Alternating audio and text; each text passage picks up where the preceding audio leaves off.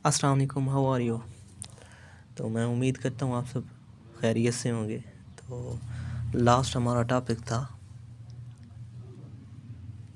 Understanding of problem. क्या? Understanding of problem. अब वो कैसे सॉल्व होगा? आपने अंडरस्टैंडिंग ऑफ प्रॉब्लम को सॉल्व करने के तरीके देखे थे, प्रॉब्लम को सॉल्व किया था। भाई हम प्रॉब्लम को सॉल्व कैसे करते हैं, तो हम नेक्स्ट मूव ऑन करते हैं। जब पहले प्रॉब्लम को हमने डिफ़ाइन किया था, डिफ़ाइन प्रॉब्लम किया था। जब हमने प्रॉब्लम को डिफ़ाइन कर लिया था तो हम उसके अंडरस्टैंडिंग की तरफ बढ़े थे। जब हमने अंडरस्टैंड कर लिया तो फिर हम मूव ऑन करेंगे प्लानिंग आ सॉल्यूशन। और प्रॉब्लम की प्लानिंग, सॉल्यूशन की प्लानिंग करनी पड़ती है।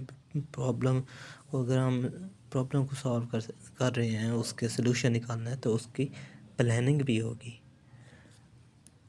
प्रॉब्लम को अंडरस्टैंड करने के बाद ही हम प्लानिंग ऑफ सॉल्यूशन की तरफ जा सकते हैं।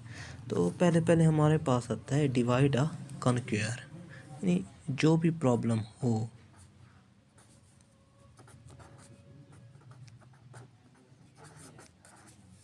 डिवाइड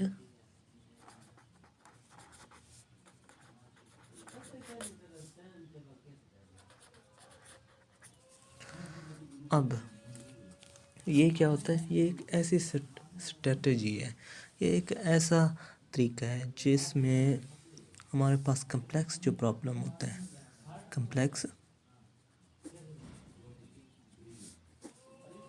प्रॉब्लम होता है, उसे हम सॉल्व कर सकते हैं।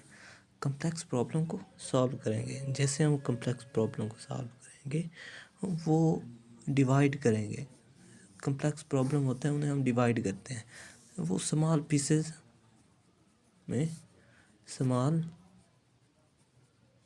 में डिवाइड हो जाता है, तो जिससे हम यानी प्रॉब्लम को सॉल्व करने में आसानी हो जाती है। फिर हमारे पास होता है दूसरा तरीका,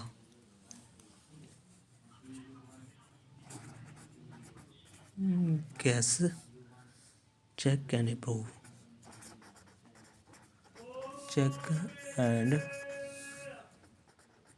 इम्प्रूव।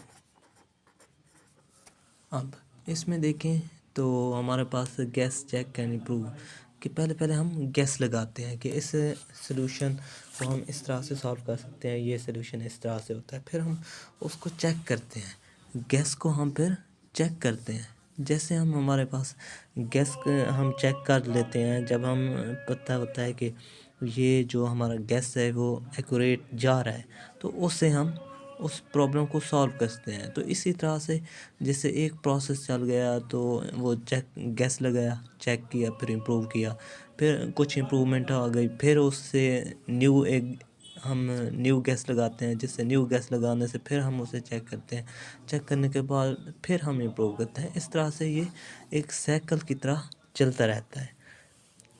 तीसरा होता है एक्ट एंड आउट।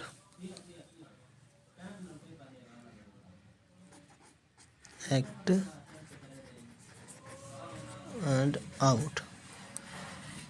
अब देखें एक्ट एंड आउट कैसे होता है।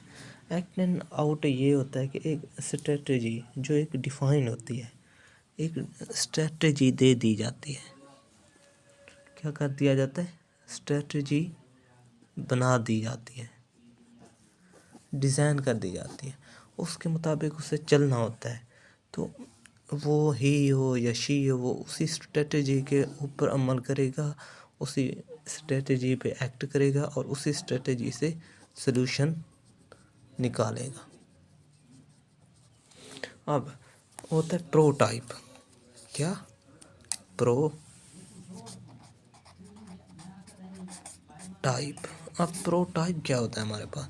प्रोटाइप ये होगा कि जो भी हमारा यानी प्रॉब्लम था, उसको हम क्या करते हैं, पिक्टोरियल रिप्रेजेंटेशन करते हैं।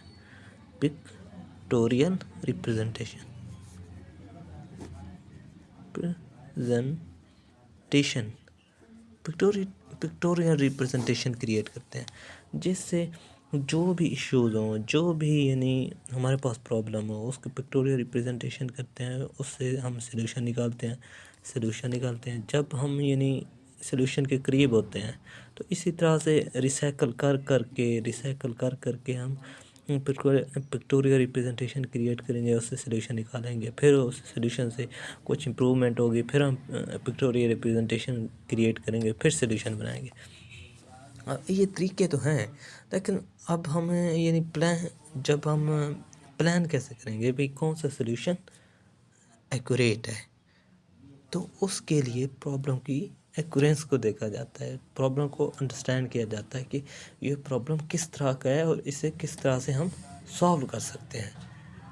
वो प्रॉब्लम की क्या करता है, स्ट्रेटजी जो होती है, प्रॉब्लम की strategy depends upon the problem, यानी जो भी प्रॉब्लम है उसकी स्ट्रेटजी पे डिपेंड करता है कि कौन सा प्रॉब्लम क्या है।